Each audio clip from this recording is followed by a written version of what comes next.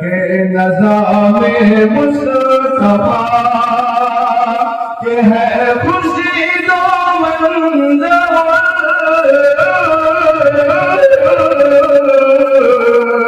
کہ ہے خوشی دو منظر کی دعا سے دعا. شاعر کہا ہے کہ طلب جب حد سے بڑھتی ہے تو کنواں پاس آتا ہے. یوں عام طور پر یہ دیکھا گیا کہ پیاسا کنویں کے پاس جاتا ہے، لیکن شاید اللہ تعالیٰ کے یہاں کون سی عطا قبول ہے کہ ایسی ایسی شخصیتیں ہمارے بیچ تشریف فرما ہیں. اب پروگرام اپنے آخری مرحلے میں ہے، دستار بندی ہونا ہے، اور اسی کے ساتھ ہم لوگوں کے لیے ایک اور بہت ہی اہم شخصیت حضرت مولانا مفتی عاصم صاحب دامت برکاتہم العالیہ، جو دارالعلوم کے مایہ ناز محدث شیخ الحدیث شیخ ثانی شیخ عبدالحق رحمۃ اللہ علیہ کے داماد ہیں. خوش قسمتی ہے ہماری کہ ہم میں سے بہت سے لوگوں نے ان کو نہیں دیکھا ہوگا، لیکن ان کے فیض یافتہ بھی ہیں اور نسب سے بھی جڑے ہوئے. یہ ہمارے لیے بڑی خوش قسمتی کی بات ہے. اس لیے ہم بڑے ہی ادب و احترام سے گزارش کریں گے کہ حضرت تھوڑی دیر اپنے نصاح عالیہ سے ہم سب کو مستفید فرمائیں.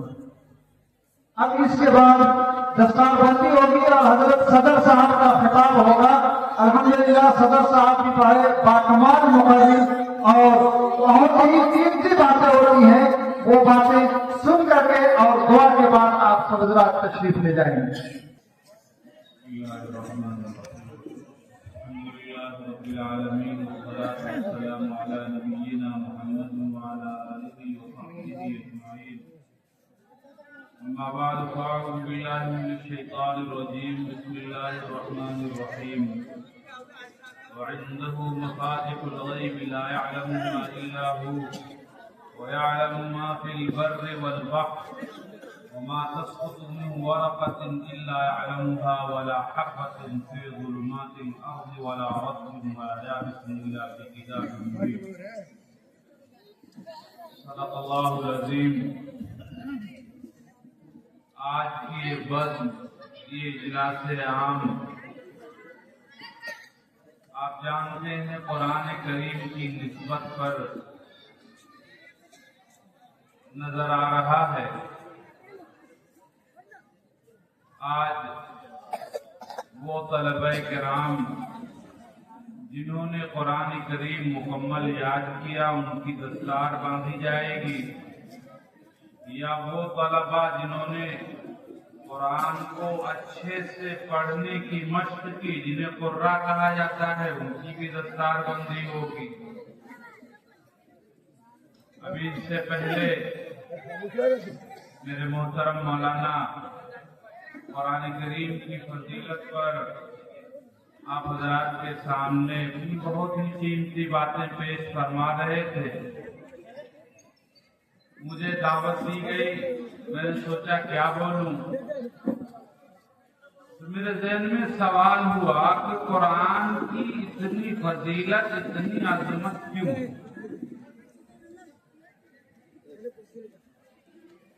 ہمیں بھی غور کرنے کی ضرورت ہے کہ قرآن کا اتنا مقام، اتنا مرتبہ، اتنی اہمیت، اتنی فضیلت کیوں ہے؟ آخر یہ مسلمان اپنے چھوٹے چھوٹے بچوں کو جو نابالغ ہوتے ہیں، بے شعور ہوتے ہیں، وہ اس کے ایک لفظ کا معنی نہیں جانتے. ان سے الحمدللہ کی پوری صورت آپ چاہے آدھی نیند میں آدھے جاگتے وہ سن لیجیے، سنا دیجیے، لیکن الحمدللہ کی صورت کا آدھا ترجمہ بھی وہ پورا قرآن یاد کر کے بھی نہیں سنا سکتے. ہمارے گھر میں ماں بہنیں ہیں، ان کو بہت سی صورتیں یاد ہوتی ہیں. بڑے بوڑھے لوگ ہیں، ان کو بہت سی صورتیں یاد ہوتی ہیں، نماز میں روزانہ پڑھتے ہیں، لیکن ان سے پوچھ لیا جائے کہ اہدنا الصراط المستقیم کا کیا معنی ہے، نہیں بتا پائیں گے. تو قرآن کریم جو ہم پڑھتے ہیں، ہمارے بچے یاد کرتے ہیں، اس उसके लिए दरसगाहें बनी हैं, निजाम है, मदरसे है, असातिज़ा है। कुरान का ऐसा क्या मकाम है, इसकी ऐसी क्या वजह है कि इसको इतनी अहमियत हासिल? उसके लिए आप एक जुमला सुन लें तो आपको बात समझ में आ जाएगी। अरबी में कहावत है, कलामुल मुलूकी मुलूकुल कलाम। बादशाहों की जो बात होती है वो भी बातों में बादशाह होती है। तो कुरान करीम में किसी इंसान का, किसी फरिश्ते का, किसी पैगंबर का कलाम नहीं है, बल्कि ये कलाम रब्बिल आलमीन अल्लाह ताला का कलाम है,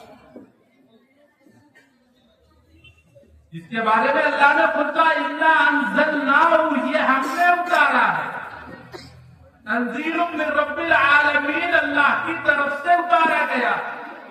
तो इस कुरान के मुकद्दस होने की, इस कुरान की काबिल अहमियत होने की जो वजह है वो ये है कि ये कुरान अल्लाह की बात है, अल्लाह का कलाम है।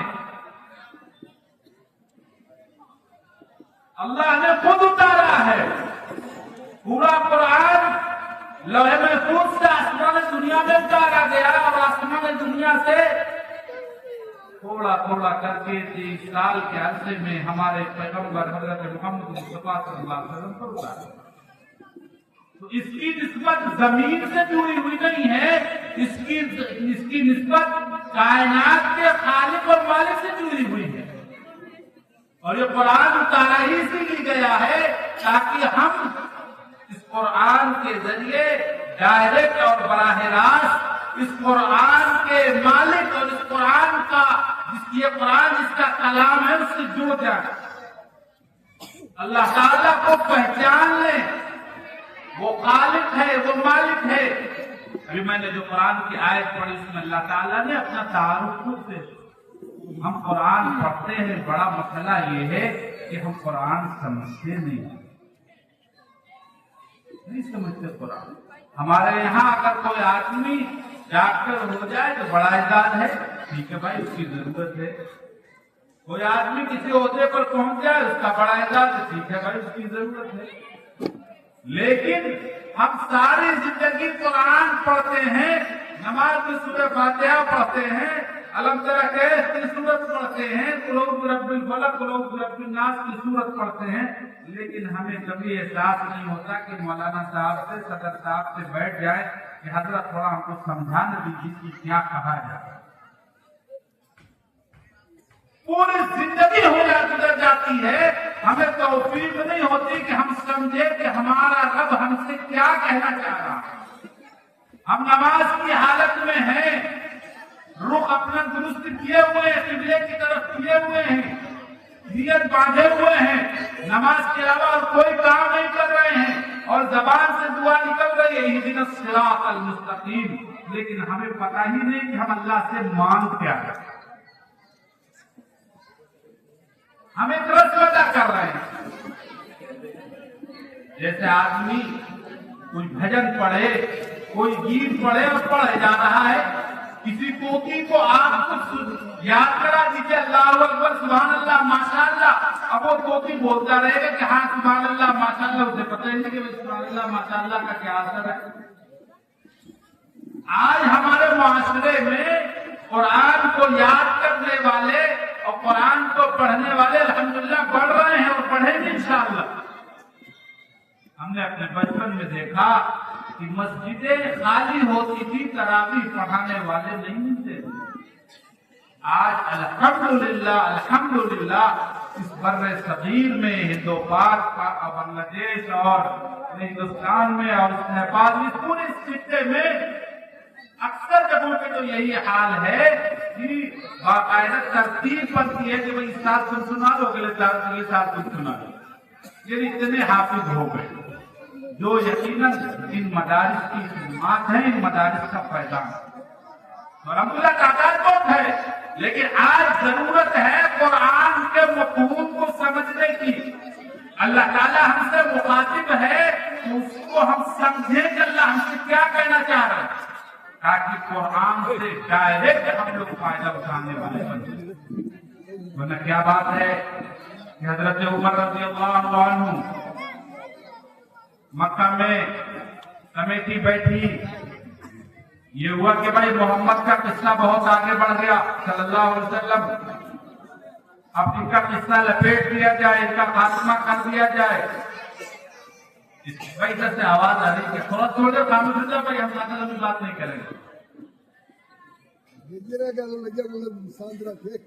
इनका क्या किया जाए? ये तो अपना कुरान सुना रहे हैं और ऐसा सुना रहे हैं कि सुनने वाला आदमी पागल हो जा रहा है, इनके पीछे भी भागे जा रहा है।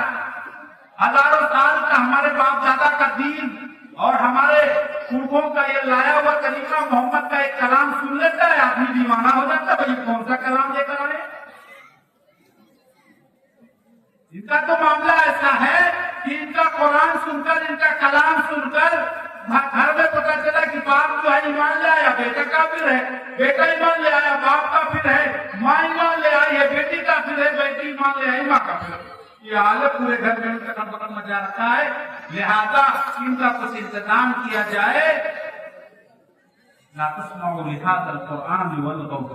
कि भाई न कुरान सुना जाए बल्कि कुरान के खिलाफ खड़े होकर शोर किया जाए ताकि कुरान न सुनना पड़े।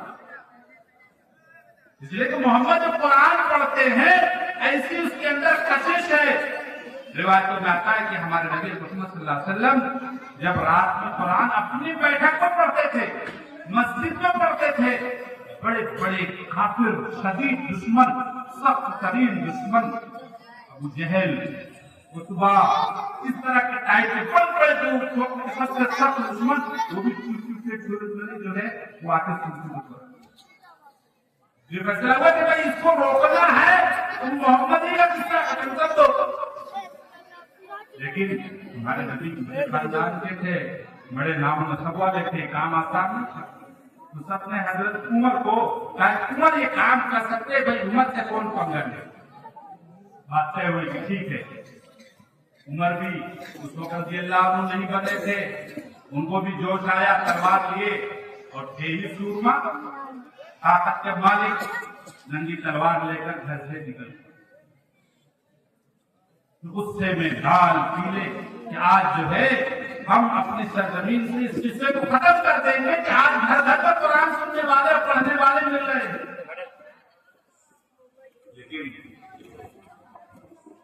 शिकार करने आए थे, आए थे किस लिए से कि आज इस्लाम को मिटा देंगे, कुरान को मिटा देंगे। क्या पता था कि यही कुरान के सबसे बड़े दाई बन गए। गुस्से में लाल पीले होकर जा रहे थे। एक सहाबी हजरत नुआइम नीले का ऊपर कहा कर रहा था, पता है ऐसी सी बात है, आज उनका किस्सा तबाह करने जा रहा हूं, उनको खत्म करने। समझदार सहाबी, उनका भी उम्र से डायरेक्ट मसला नहीं लेना ठीक नहीं है, बहुत गुस्से में है, नंगी तलवार लटकाई जा रही है, डायरेक्ट पंगा लेना सही है। तो उनका उम्र ठीक है, तुम जा रहे हो, लेकिन पहले तुमने अपने घर का हाल और अपने घर के बारे में जायजा लिया है? मेरे घर में क्या हो रहा है, तुम्हारे घर में क्या हो रहा है तुम पता लगाओ, जाओ देखो तुम्हारे बहन बहनों क्या कर रहे हैं, उनके ताकि उनका गुस्सा हुजूर की तरफ जो है वो मुंतकिल हो जाए। जब दरवाजे पर पहुंचे, दरवाजा खटखटाया, उस वक्त एक सहाबी हज़रत खब्बाब रज़ियल्लाहु अन्हु उन लोगों को कुरान की कुछ आयतें पढ़ते सुना। बहन ने आवाज सुनी, उमर थे जलाली रज़ियल्लाहु अन्हु, फौरन जो नुस्खे जहां लिख रखा था कुरान को फौरन छुपाया और हज़रत खब्बाब को छुपा दिया, उनको अंदर कर दिया। उनके बहनों और बहन सामने आए, क्या बात है, कैसे आए और क्यों गुस्से में हो। उन्होंने उनको मारा, पीटा और बहन को मारा, बहनों को मारा, अपना पूरा गुस्सा निकालना चाहा। लेकिन कुरान का वो जिस हिस्से पे, जिस तख्ती पर, जिस चीज पर कुरान लिखा होगा उस पर उनकी निगाह पड़ते तो ये क्या है। उमर तुम नहीं पूछ सकते, तुम नापाक हो। उमर रज़ियल्लाहु अन्हु गुस्ल किया उन्होंने, और जब कुरान पढ़ना शुरू किया, क्योंकि अरबी जबान में कुरान है, अरब की मादरी जबान है, उनके लिए कुरान को समझना कुछ मुश्किल और नई चीज तो नहीं थी। जब उन्होंने कहा मा अंज़लना अलैकल कुरान लितश्क़ा पढ़ा اور پڑھ کے ابھی کچھ آیتیں پڑھی تھی کتاب نے، اتنا شاندار کلام اور اتنا اہم کلام، ظاہر سی بات ہے کسی پیغمبر کی زبان سے ہی آ سکتا ہے، اور یہ کلام یہ قرآن جھوٹا نہیں ہو سکتا۔ اور اسی وقت سے اسی لمحے سے عمر، حضرت عمر ہو گئے رضی اللہ عنہ اور رضوان ہو گئے، اور ایسے ہوئے کہ اس وقت سے لے کر آج تک تمام باطل ملتا پیدا ہوا ہے، اور تمام باطلان اسلام اور اعداء اسلام کا نام سن کے تفسیر کرتے ہیں، کہ وہ قرآن کو سمجھنے والے تھے، اس لیے ان کی زندگی یک بیک بدل گئی۔